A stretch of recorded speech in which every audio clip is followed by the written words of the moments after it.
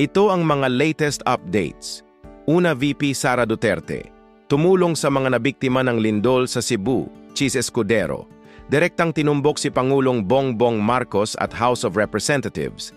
Diretsahan din nabanggit ang pangalan ni Bongbong Marcos patungkol sa flood control ghosts projects panoorin.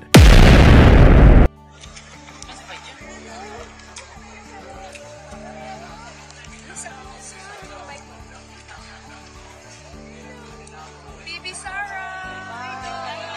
Mayong gabi, ma'am.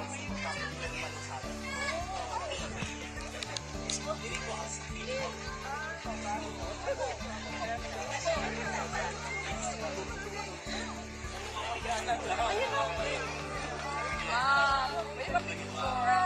Sige, ma'am. Selfie ka lang. 2023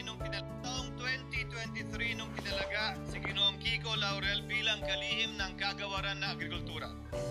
Bilang suporta sa kanyang mandato, tinanong ko noon ang isang simpleng katanungan sa budget process natin. Bakit mas malaki ang pondo ng flood control kesa sa agrikultura? Why is it that the budget for flood control is bigger than the budget of the Department of Agriculture or the agriculture sector as a whole? The fifth biggest allocation, not even a department, is flood control. And allocating a measly 31 billion for irrigation, for rice.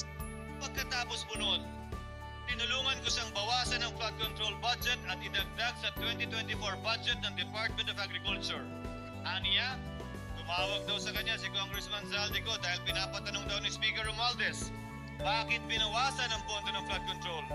Ngunit wala nang nagawa si Congressman ko dahil sinabi niyang pasayan ng Pangulo. Wala nang nagawa si Congressman ko dahil sinabi niyang pasayan ng Pangulo. Sinabi niyang pasayan ng Pangulo. Sino po ang para magamit ang unprogrammed appropriation, sino ang nag-a-approve ng special budget request ng DPWH to the Secretary? Ang Department of Budget and Management. Ang Department of Budget and Management, tama po ba yun? Ano? Final answer? Tama po. Yes? Pero sabi po, if we go to section 35, chapter 5, book 6 of EO number 292, let me just read it. Section 35, special budget for lump sum appropriations. Expenditures from lump sum appropriations appropriated for any purpose for any department, office, or agency in any annual General Appropriations Act or other act and from any fund of the national government shall be made in accordance with the special budget to be approved by the President. So ang approval po ay Presidente. Tama o mali? Binasa ko na po eh. Well, yes, tama. Tama po. So in other words, ayon na po rito, ang nag-approve po ng lahat ng mga proyekto sa unprogrammed appropriations ay ang Presidente mismo. Madam Speaker, let me then wind up. No? Ang sabi po ng Palasyo na wala pong role ang Presidente sa issue ng flood control. No? Hindi siya involved sa corruption.